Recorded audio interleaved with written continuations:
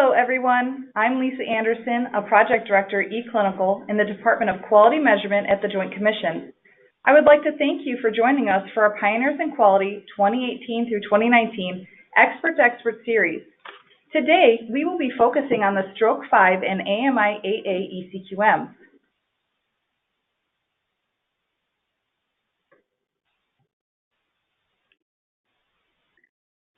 For participants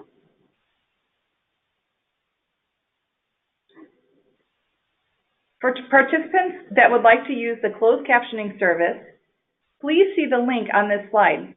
We will also paste this information into the chat box.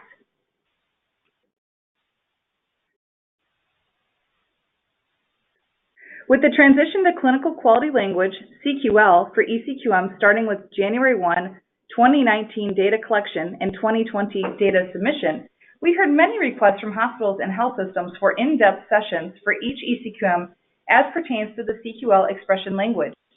The Joint Commission and CMS are committed to supporting hospitals on their journey towards electronic clinical quality measure, eCQM, adoption and transition to the new CQL expression language. So we have designed the Pioneers in Quality Expert to Expert series to meet this learning need. We introduced this series with a November 29th Pioneers in Quality Electronic Clinical Quality Measure Clinical Quality Language Basics webinar for hospitals and held the first session covering the Stroke 2, 3, and 6 eCQMs on December 11th.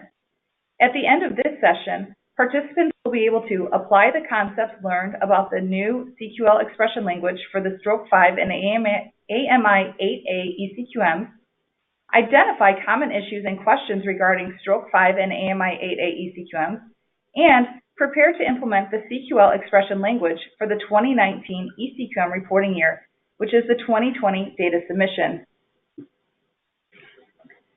Good news! The PDF of the slides is available under the handout section of the GoToWebinar panel. Click the triangle next to the handouts to expand the pane and download the PDF. This session is designed to be interactive. Participants can ask questions through the questions function in the dashboard. We will be having a Q&A session after the presentation. Please note you can also visit links or resources noted in the slides. Please note a recording of today's webinar and the slides will be available on the Joint Commission website in February. An email that includes the link to the landing page where the recording, slides, and Q&A will be posted will be sent to all registered participants in February. We hope that you find this information helpful and that you share it with interested colleagues.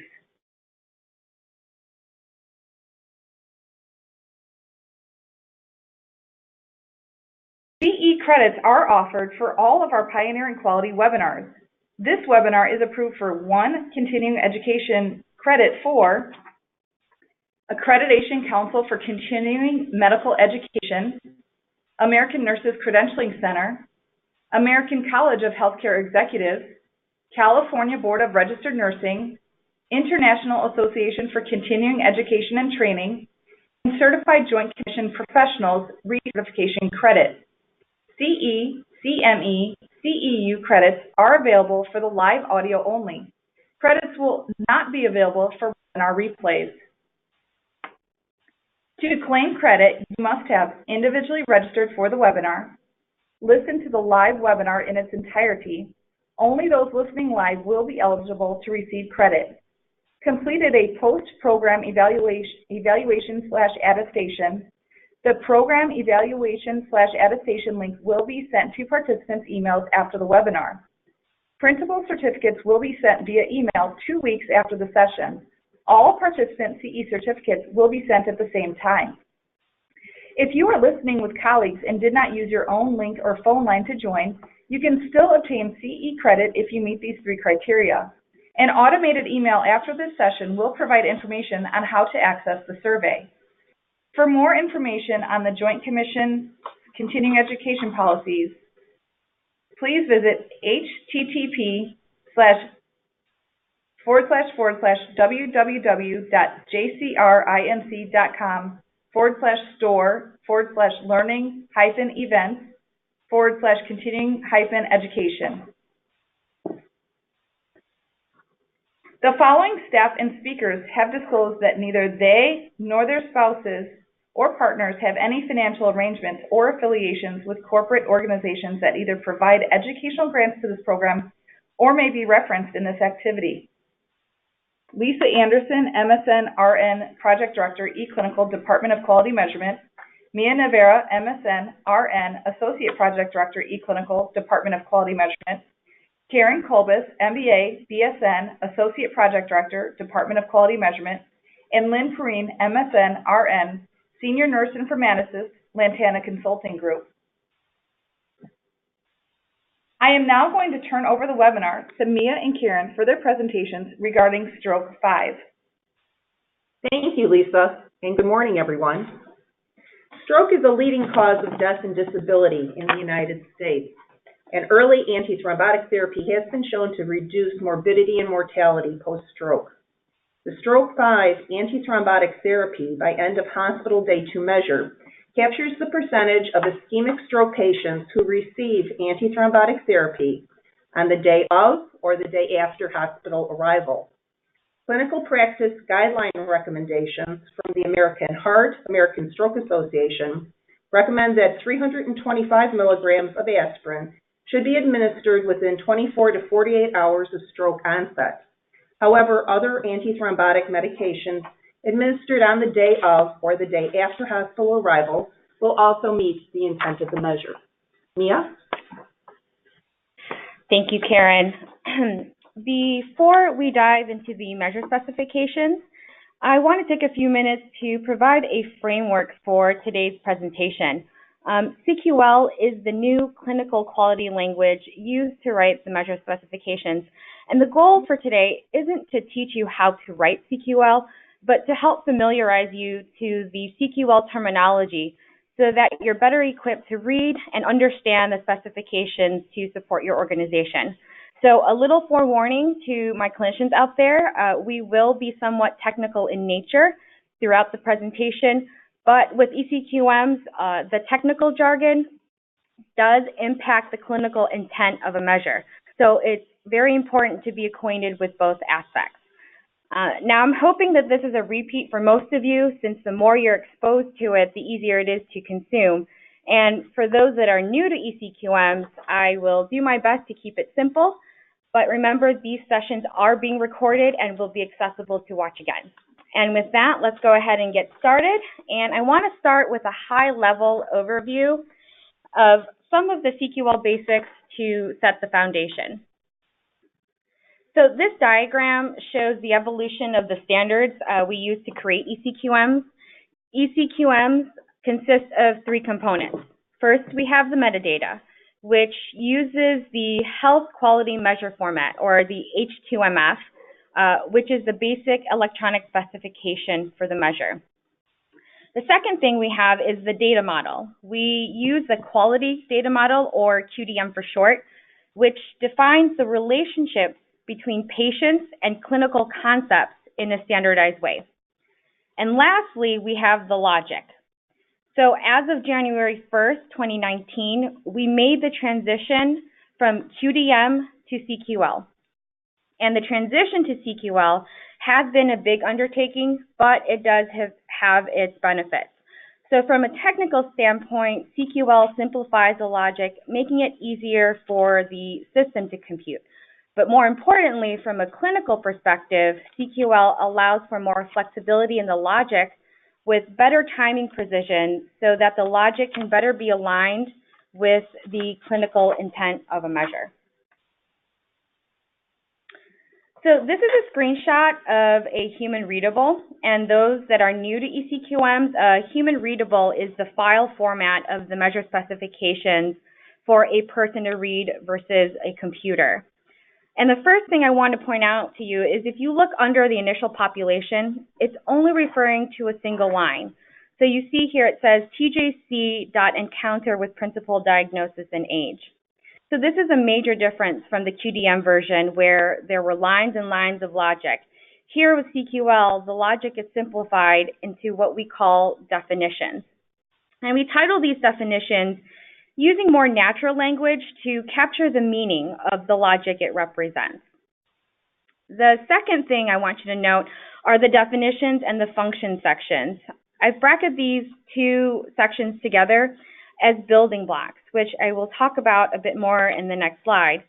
But collectively, these are all the definitions used to build the population criteria here that you see at the top. So to give you a better understanding of the CQL structure, this diagram depicts a visual representation. If you can imagine with me for a moment that these blocks are like Legos. And if you've never played with Legos before, you're given a set of directions that instruct you on how to connect several Lego blocks together in order to build some sort of structure. Well, we can take that same concept into CQL, where we have the clinical specifications as the directions to build definitions. And each of those definitions are then like Legos or building blocks, where we use one to build upon another until we have a completed definition. So looking here at the diagram, the definitions we're building is the initial population, which is defined as C. But you'll notice that we also have an A and a B block. Now remember, each block represents a definition, and each definition has a name and logic to represent a population criteria. So in block A, this is looking for a specific encounter type. So for example, an inpatient or an ED encounter. You'll also want to note that A is the largest block to represent the largest patient population. So the idea is as we start building the population criteria, we want to start narrowing down the scope of patients. So now if you look in block B, rather than repeating the encounter logic again, with CQL, we can simply pull in definition A into the logic and then add the next criteria that we're looking for. So in this case, we're looking for a diagnosis. So this is how we connect the definitions together by nesting one into the other. So then definition B now includes the encounter type and the diagnosis. Now to reference the Lego analogy, we need one more block to complete this structure. We would need an age block. So we follow that same pattern where we connect B with age to create C. Hopefully you see how we build off of the previous definitions so that each successive definition helps to constrain the logic further. So now in C, we have all the criteria we've defined. We have the encounter type, the diagnosis, and the age of the patient. And that's how C becomes the initial population. Looking at this concept in more concrete terms, here is an example of stroke 2. We have 3 definitions to build the initial population. So if we start with TJC.non-elective inpatient encounter, it's looking for an inpatient encounter. Then in the next block, all stroke encounter, notice how it starts with the previous definition name and then add diagnosis criteria. Again, in the next block, encounter with principal diagnosis and age, notice we use, again, the previous definition of all stroke encounter and then add age criteria. So then finally, the encounter with principal diagnosis and age is directly used as the initial population. So as you can see, using this methodology of building blocks, it makes it easier for us to read and allows us to reuse the definitions throughout the measure specifications. In the next slides, we'll review some of the basic terms used in CQL. So as I mentioned, CQL uses definitions, and all definitions have a name. And we try to use a name, again, that captures the meat of the expression. And an expression refers to the content of the definition, so the logic. Now, remember, we can reuse definitions, and the way we pull them in is by creating a library. Libraries can be created at the measure level, so each measure builds its own library of definitions. But we can also create global libraries that can be shared across all measures. So we use a library alias to identify which library the definition came from. And here in the example, you can see it's denoted as a prefix in the definition name. However, some definitions may not come from a specific library, so you will not see that denotation. Looking at a basic construct of an expression, expressions use data types. And data types describe a part of the clinical care process which refers to a specific category in QDM. So that's the quality data model. So for instance, the encounter performed data type is in the encounter category. A medication administered data type belongs to the medication category. Each data type then also has their own set of attributes. Attributes provide specific details about their data type. So again, in the example, .relevant period is an attribute of the encounter performed. So that means a relevant period defines the start and end time of that encounter. Next, we have a value set. And this specifies the kinds of data or codes that we're looking for in relation to the QDM category. So ultimately, these are the codes the logic is looking for within the EHR. So in this example, the value set of non-elective inpatient encounters consists of SNOMED codes. So to satisfy the logic, we would expect to see that any one of the SNOMED codes would be in the patient's record. Lastly, we have an alias. And aliases and expressions are used to give a source a name. So that piece of logic there can be referred to easily within the expression to avoid restating. And just briefly, this slide is shows the terminology section in the human readable, where you can see all the value sets and direct reference codes used in the measure. The Value Set Authority Center is where you would go to verify these codes. And for your knowledge, each value set has a unique object identifier, or an OID, so that it makes it easier to search. Okay, so one of the most common questions we get is, what does union mean? And union is a CQL operator that combines two or more lists together. So in the diagram, any element in list A or list B will satisfy the condition. So anything in red. And from this, you can understand why we related union to meaning or, because anything from A or B will meet. And I just want to clarify what lists mean when I refer to them. Lists are the results of what the logic is looking for in the EHR. So if you look at the example listed, the logic is looking for a diagnosis of code of either perforation of uterus, or a uterine window, or uterine rupture, or ectopic pregnancy. So what union does here is it combines all the diagnosis codes into a list so that if the patient encounter has any one of the diagnosis codes, it will satisfy this condition.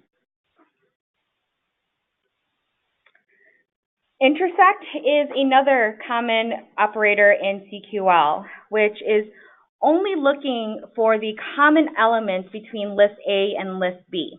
So again, the red depicts the shared elements between the two lists. To add some context, let's look at the example.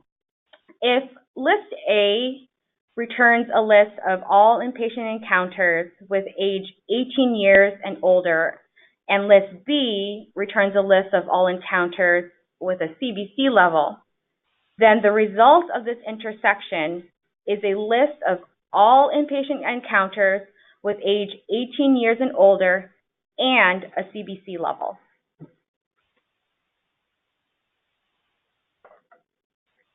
Okay, so that wraps up our CQL crash course here.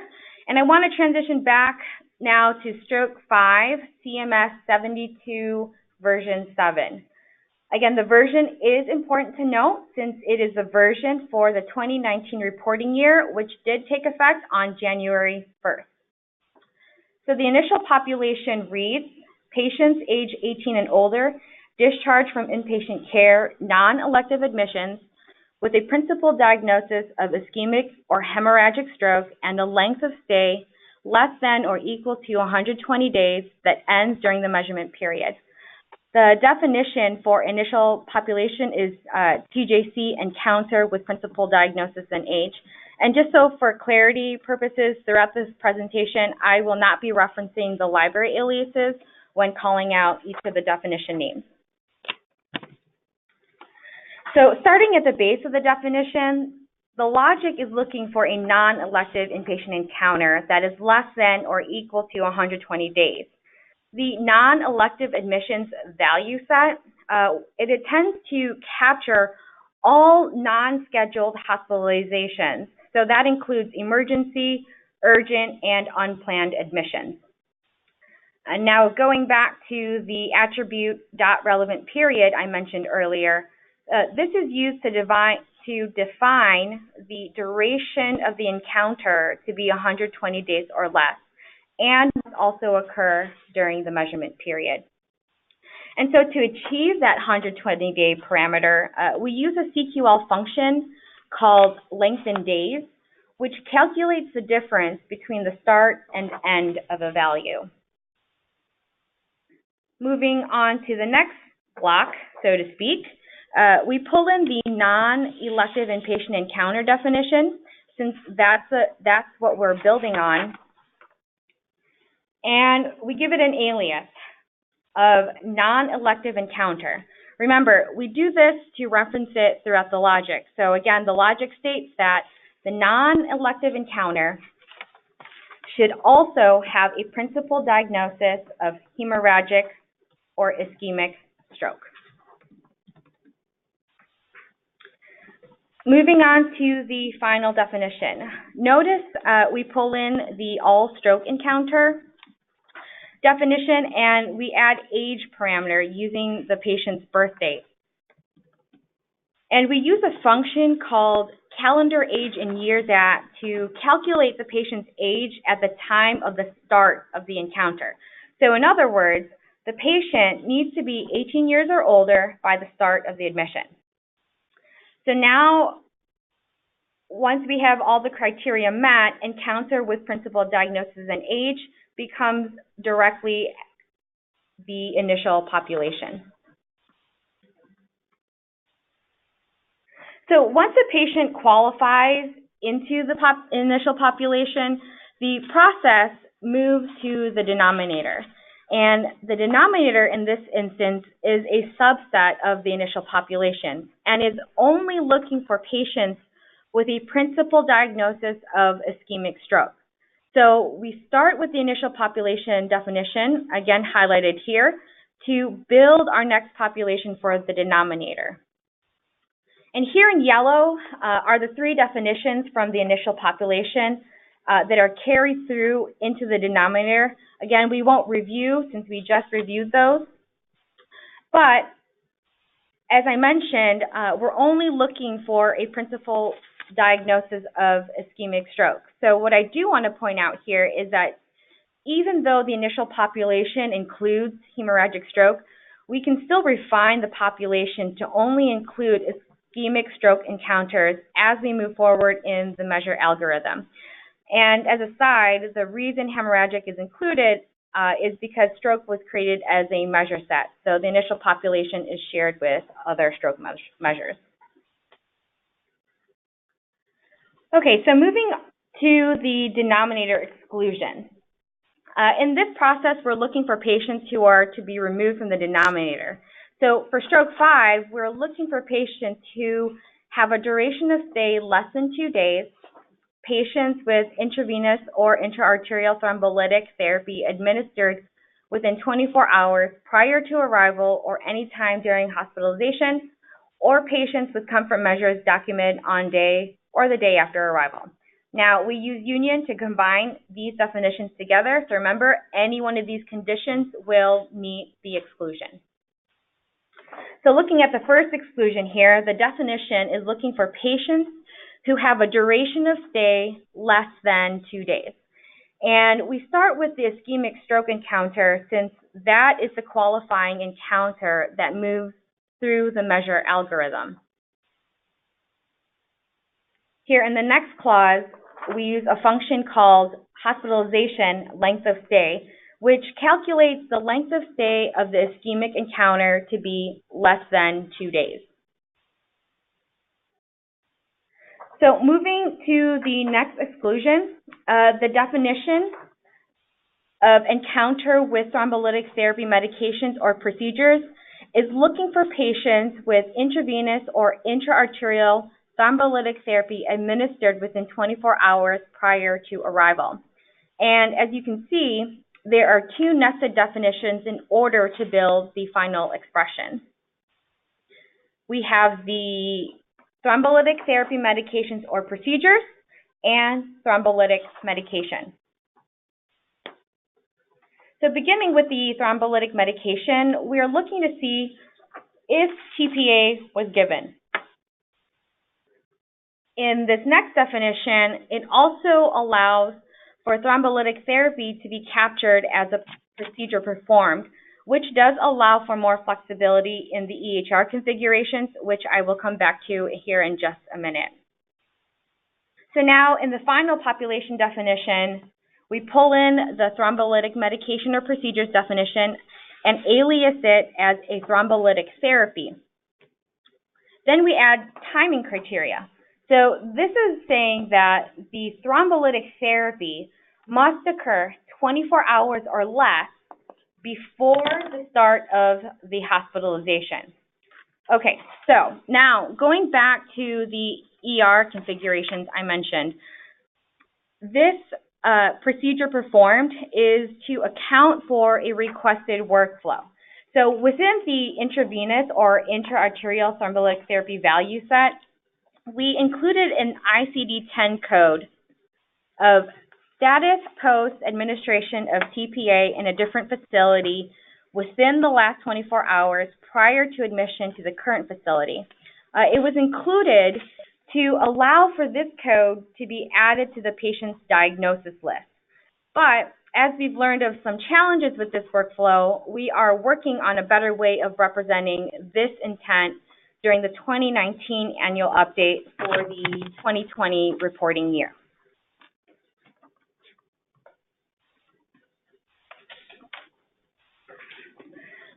So I want to dive a little bit deeper into the CQL function of hospitalization. By definition, hospitalization means admission to a hospital for treatment. So this function actually carries that same intent. It defines a start and end time for a given hospitalization. And here's the logic for this hospitalization function. And a picture to help illustrate the hospitalization time frame. So the hospitalization is defined as the start of an ED visit to the end of the inpatient encounter. So that goes through discharge. And the purpose of this coverage is to take into account if something was done while the patient was in the ED. So if an ED visit exists, then the ED discharge must be 1 hour or less before the start of the inpatient admission. If no ED visit exists, then the hospitalization begins at the inpatient admission start date time. And as an aside, we've gotten several questions about observation patients, so I do want to address that here since you're not seeing that time coverage illustrated. So if a patient was admitted as observation but was not converted into an inpatient, they are not included. Where we see the gap are for patients who start as an observation and become an inpatient. These patients are falling out of the measure because we don't have a clear-cut way of identifying observation status in the coding. Some EHR vendors have configured a way to alleviate this gap, but more importantly, we are currently working on a solution in the logic to account for observation during this 2019 annual update, again for the 2020 reporting year.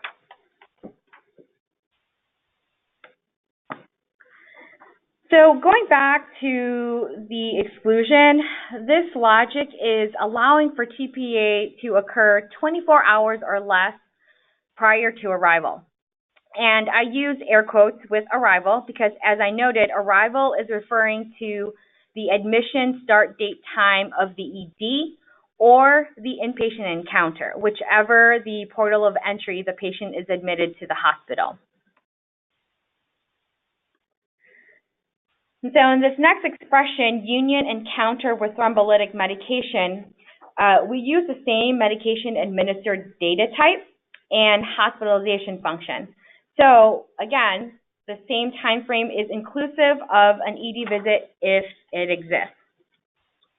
But this logic is looking for TPA to be administered during the hospitalization. Again, this does include if TPA was given in the ED. So moving on to the final exclusion, encounter with comfort measures. Beginning with the intervention comfort measures, this logic is combining two data types, intervention order and intervention performed, using the union operator. And union here is actually combining their attributes. So author date time is a time attribute for intervention order and intervention performed. It is a timestamp of when the documentation or the order was entered. However, relevant period is only associated to the intervention performed. And if you recall, relevant period refers to the start and end date time. So this is also a time attribute. Okay, now with coalesced, coalesced is a CQL operator that allows for if-then logic, meaning it's conditional. And what coalesced does is it applies that conditional logic to those two time attributes we talked about. So bringing that into the context of the logic, it first looks for relevant period from intervention performed. If relevant period does not exist, then the logic looks for author date time of the intervention order or the intervention performed documentation. So then we're looking for comfort measures to occur 1 day or less on or after day of start of the hospitalization.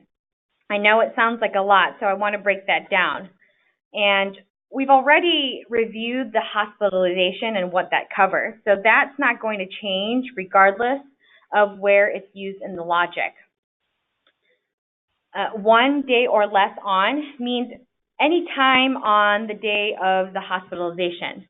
Here in the next part of the expression, I highlighted day of, and day of is a CQL operator that accounts for a calendar day. So when putting it all together, comfort measures would count any time the day of the hospitalization and one calendar day after hospitalization. So if a patient was admitted at 7 a.m. this morning, they would have until 11:59 p.m. tomorrow to meet the exclusion, since it's looking at the calendar day and not a 24-hour period. All right, so I want to move on to the numerator, and the numerator is looking for patients who had antithrombotic therapy administered the day of or day after hospital arrival. Again, we're using that same timing operators we just reviewed. So the medication can be given at any time the day of hospitalization until 11:59 p.m. the following day.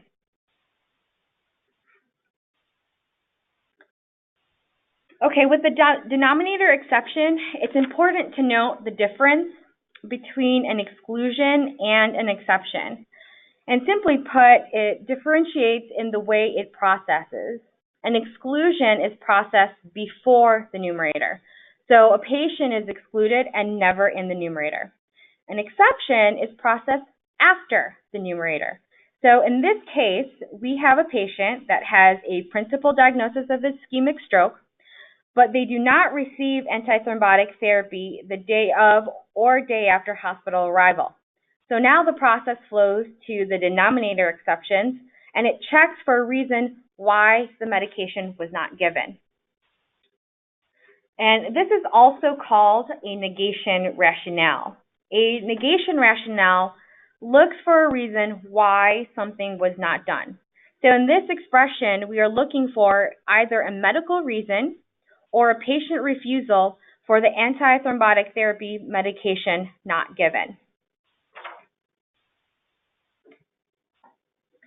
Here in the next expression, we are looking for a reason the medication was not ordered using the same medical reason or patient refusal value set.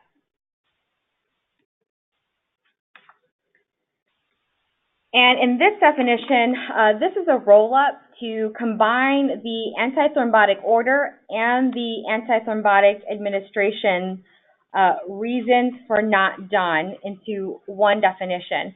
This gives organizations flexibility on how this data is captured in their EHR, so either through an order or through the administration. So now in the population definition, we have no antithrombotic ordered during hospitalization. And here where we use author date time of the documentation to occur 1 day or less on or after day of start of the hospitalization. So again, we're using the same timing language that we've previously reviewed. Thank you, Mia and Karen. We are now going to turn it over to Lynn Perrine to go through AMI-8a.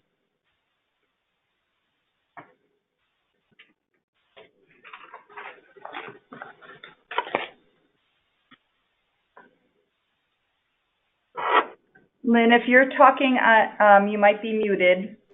Oh, I am so sorry. Yeah, so thank you for that introduction. So now we'll go over AMI-8a. But before I start going over the specific CQL logic changes within the measure populations, I just want to mention a few general changes throughout the logic with this version. As you're aware, starting with January 1st, 2019 discharges, the measure logic switched from QDM-based logic to CQL-based logic. Supplemental timing attributes were added to most QDM data types to facilitate accurate retrieval of time-related information within the CQL logic.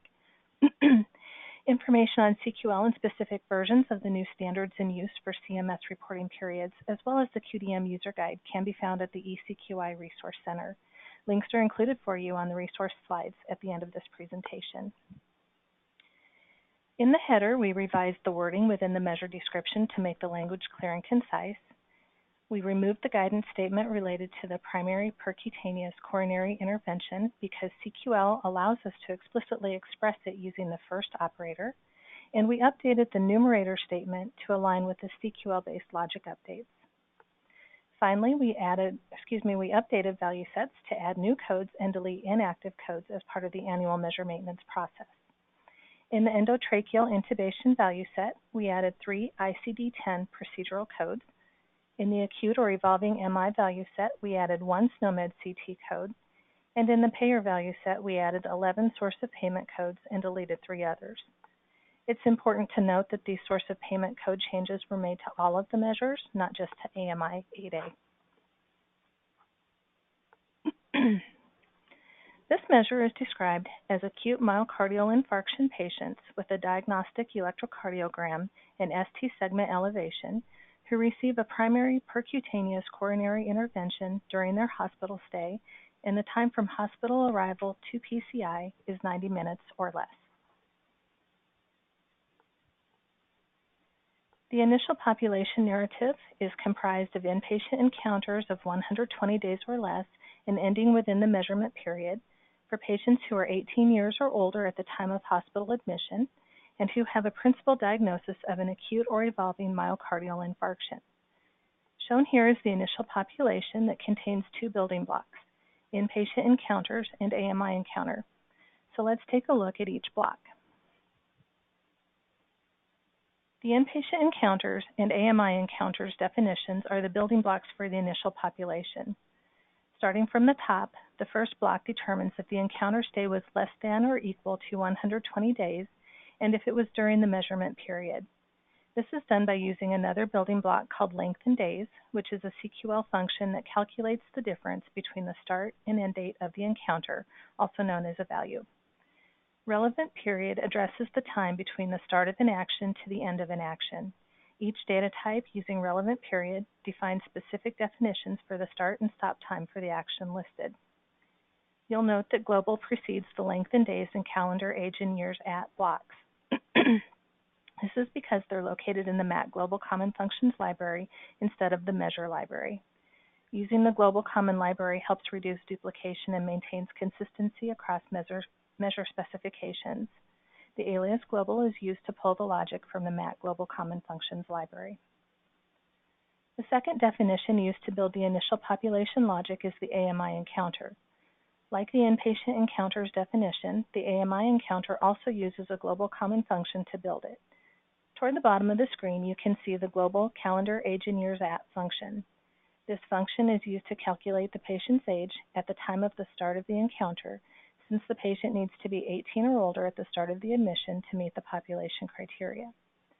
The patient should also have an encounter principal diagnosis of acute or evolving MI. Putting these together, the inpatient encounters block of logic intersects with the AMI encounter logic, meaning the case would need to meet both sets of criteria to qualify for the initial population. In other words, the patient must have been discharged within the measurement period, had a stay of 120 days or less, be 18 years or older, and have a principal diagnosis of acute or evolving MI. Once an encounter qualifies for the initial population, it moves to the denominator. The denominator criteria further constrains the initial population by looking for inpatient encounters where a primary PCI procedure was performed.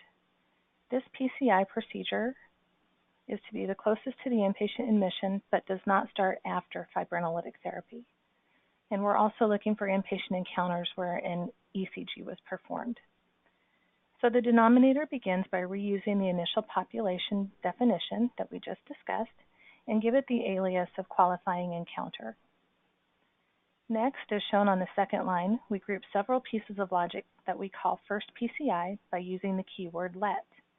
Let statements are useful when definitions are getting large because you can make a let statement to break it into smaller definitions and then put them together into a smaller statement. PCI procedures analyzed in this measure must be primary procedures.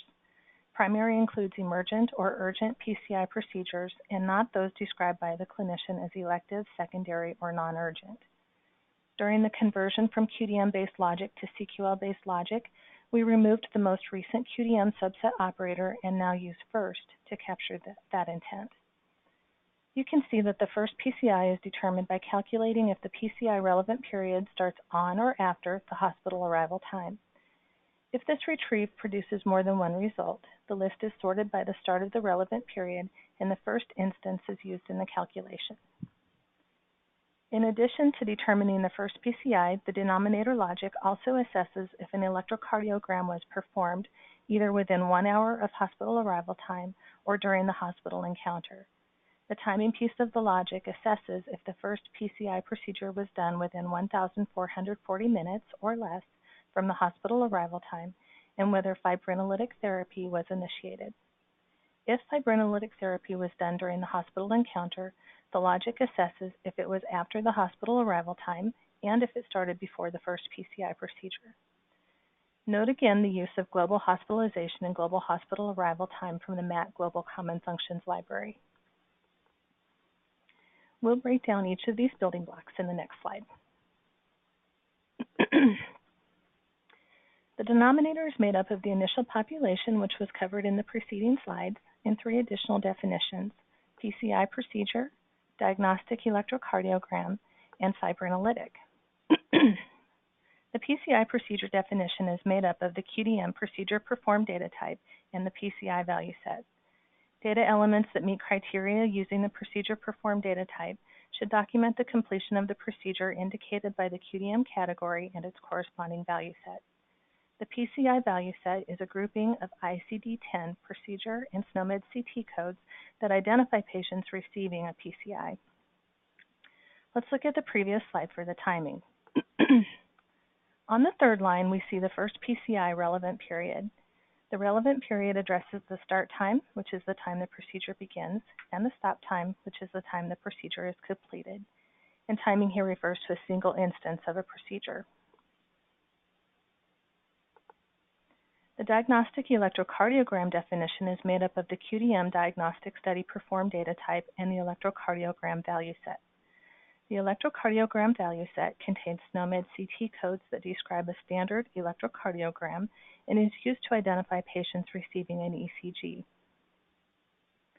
On line 7, we see the ECG relevant period addresses the start time, when the diagnostic study is initiated, and the stop time, which is when the diagnostic study is completed.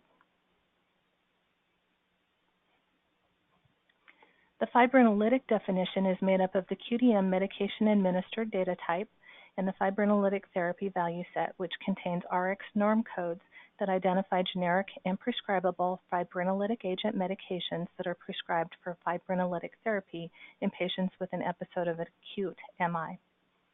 Data elements that meet criteria using this data type should document that the medication indicated by the QDM category and its corresponding value set was actually administered to the patient. Here on the second to the last line, we see the fibrinolytic therapy relevant period addresses the start time, which is when a single medication administration event starts, and the stop time, which is when a single medication administration event ends. So in a nutshell, if the first PCI procedure was after fibrinolytic therapy was started, the case does not meet the denominator criteria. If the PCI procedure was before fibrinolytic therapy was initiated, or if there was no fibrinolytic therapy during the hospital encounter, the logic moves on to the denominator exclusions criteria. The denominator exclusions criteria is used to identify a subset of the denominator population by excluding denominator encounters with patients who transferred from either another hospital's inpatient, outpatient, or emergency department, or from an ambulatory surgery center. You might notice in this version we replaced the transfer from data type used in the previous version with admission source, which is an attribute of the encounter performed, and this was done to conform with QDM 5.3 changes. So for our denominator exclusions, we begin by pulling in the denominator logic, which is a list of encounters that we want to use for the exclusion, and we give this the alias denominator encounter. We then take these encounters and use codes from value sets to identify the exclusion criteria. 4 value sets are used: ambulatory surgical center, transfer from outpatient, transfer from emergency department locations, and transfer from inpatient. We use the OR here, so any code from any of these value sets will meet the exclusion criteria. So as I just mentioned, the denominator exclusions logic uses codes from the value sets. This is a snapshot of the terminology section of the human readable.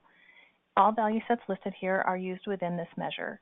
Those highlighted in yellow are used to identify the measure's exclusion criteria and include the ambulatory surgical center value set, which includes SNOMED CT codes to identify an ambulatory surgical center environment, the transfer from outpatient value set that includes SNOMED CT codes to indicate outpatient facility environments, the transfer from emergency department locations value set that contains SNOMED CT codes to indicate an emergency department environment, and the transfer from inpatient value set that contains SNOMED CT codes identifying an inpatient or acute care hospital.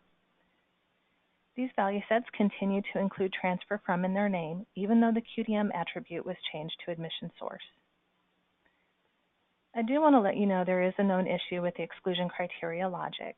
In version 6 of CMS 53 for the 2018 reporting period, denominator exclusions were identified by the admission source for the inpatient encounter or by the admission source for the ED encounter. In version 7 for the 2019 reporting period, a piece of logic for the ED encounter admission source is missing from the denominator exclusions. Cases are still excluded if the admission source for the inpatient encounter meets the criteria of a transfer from another hospital's inpatient, outpatient, or emergency department, or from an ambulatory surgery center. A patient being admitted from your ED to inpatient should not result in the patient being excluded because this isn't a transfer from another hospital's ED. The missing logic should have minimal impact because the admission source would need to be missing from the inpatient encounter for a case to not be excluded. Since the 2019 reporting period is the last year, AMI-8a is available for reporting because it's being removed for calendar year 2020. There are no plans for revisions to the measure. So now we'll move to the numerator. The numerator is described as the initial population whose time from hospital arrival to primary PCI is 90 minutes or less. The numerator criteria identifies a subset of the denominator population that did not meet the denominator exclusions criteria. So this would include inpatient encounters for patients age 18 and older with a stay of 120 days or less, a principal diagnosis of acute or evolving MI, a PCI procedure performed within 1,440 minutes from hospital arrival time and before fibrinolytic therapy was initiated, and who were not admitted from another healthcare facility. Since these blocks of logic are reused and they build upon one another, you may recall we already used the PCI procedure definition in the denominator. Here in the numerator, this is further constrained to identify if the PCI procedure was done within 90 minutes of the hospital arrival time. So as we just said, the numerator reuses the initial population and the PCI procedure from the denominator and goes on to further refine the population by determining if the PCI was performed within 90 minutes of the hospital arrival time. This is done through the use of the PCI procedure definition and the global hospital arrival time function. You'll recall the PCI procedure definition determines if there's a value set code that indicates a PCI. If yes, it determines if a PCI procedure was performed, and if so, the relevant period is used to determine the start and stop time of the procedure. To determine the hospital arrival time, the global CQL function for hospital arrival time returns the earliest arrival time for an encounter, including any prior ED visit. The timing of the PCI starts from the hospital location, either ED or inpatient. Using the location period attribute provides the time the patient arrived at the location and the time the patient departed from the location.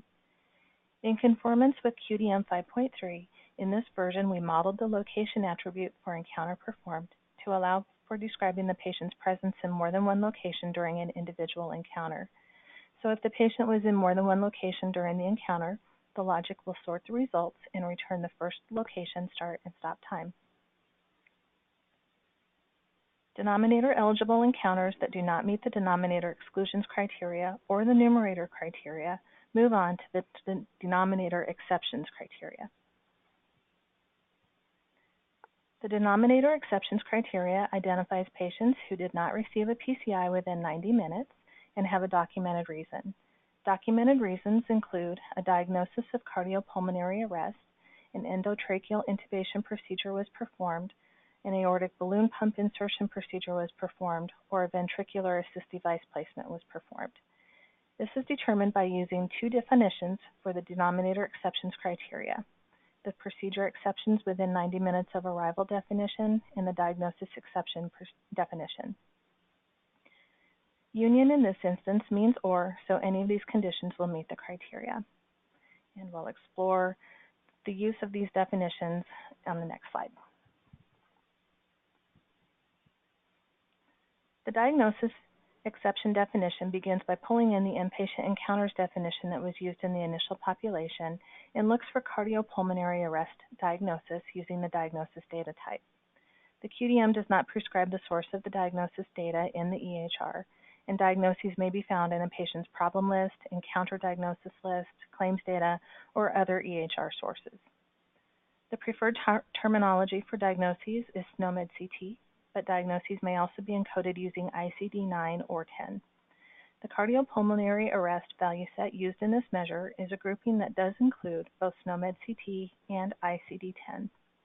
If a code indicating a cardiopulmonary arrest is found, The logic determines if the cardiac arrest occurred within 90 minutes of the encounter by looking at the prevalence period of the diagnosis data type, which references the time from the onset date time to the abatement date time.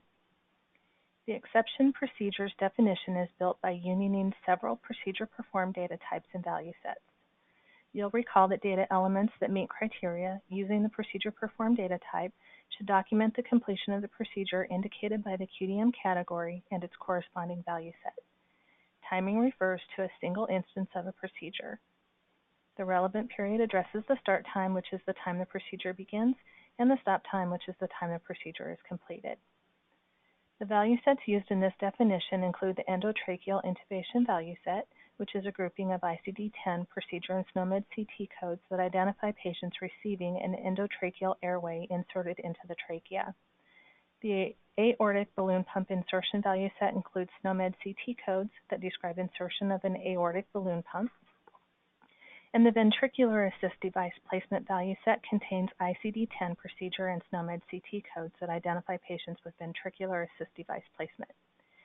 Union in this definition means or, so any code within these value sets would meet the exception procedure criteria. Continuing to build upwards, the procedure exceptions within 90 minutes of arrival definition also pulls in the inpatient encounters definition that was used in the initial population and brings in the exception procedures definition we just discussed. Finally, the procedure exceptions within 90 minutes of arrival definition unions the diagnosis exception definition, meaning these two lists are combined to create a single list of unique encounters. If the list is not empty, meaning there was an encounter with either an exception procedure or diagnosis exception, then it would qualify for the denominator exceptions.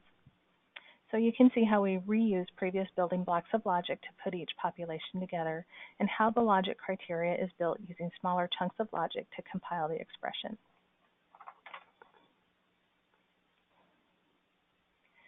So we tried to anticipate and cover many of the frequently asked questions about this measure in the previous slides. I did have a couple of other slides with some commonly asked questions throughout this past year, but in the interest of time, I'll just let you read those slides in the presentation slide deck. Thank you. That concludes our AMI measure overview, and I'll turn it back over to Mia now. Thanks, Lynn. And before we conclude here, I just want to show you that we do have resources that are available on the slide deck. I know we're here at time, but I highly recommend you to use the eCQI Resource Center. There are some quick links that point you to the eCQI Resource Center, but this is our one-stop shop for all things related to eCQMs.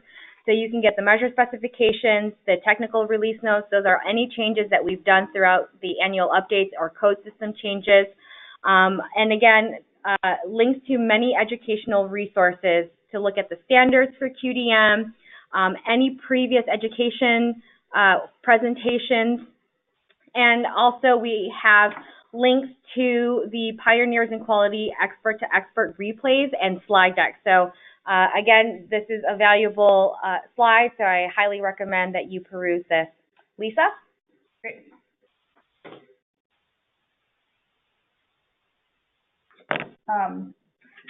We would like to remind you that the slides are available for download. Please see their location noted on this slide. We are at time, so we did answer some questions via the chat functionality. Any questions that were unanswered today will be addressed in a follow-up Q&A document that will be posted to the Pioneers in Quality page. And this is that Pioneers in Quality page, so you can see the previous recordings as well as the future upcoming events. Before we close this session, a few follow-up items. Please visit the Expert to Expert Series landing page. This page includes registration links for future sessions. A link to the replay of this session along with the slide presentation and Q&A will be posted in February on this page. An email that contains the link to the landing page will be sent to all registered participants in February when the items are available. Please note, due to the overwhelming demand and extremely positive response to the Expert and Expert series, we exceeded our 1,000 participant capacity for the initial session on December 11th and again today. In response to numerous requests that the Joint Commission permit greater number of attendees, We have migrated the February and March 2019 sessions to a new webinar platform with a higher participant capacity to accommodate additional participants and expand the reach of the educational content. Our next session addresses ED1 and ED2. Please register and join us on February 12th for that session. Additional general information about Pioneers in Quality and Proven Practices can be found at this link. And if you qualify for CE credits, please click on the survey link provided as you exit GoToWebinar or in the automated email you will receive tomorrow. You will be redirected to the CE evaluation survey. The evaluation will close approximately 2 weeks from today. All participants that complete the survey will receive an email at that time with a printable certificate available to download. Thank you to everyone who took the time to present at today's webinar, and thanks to all of you who listened in. Have a good day.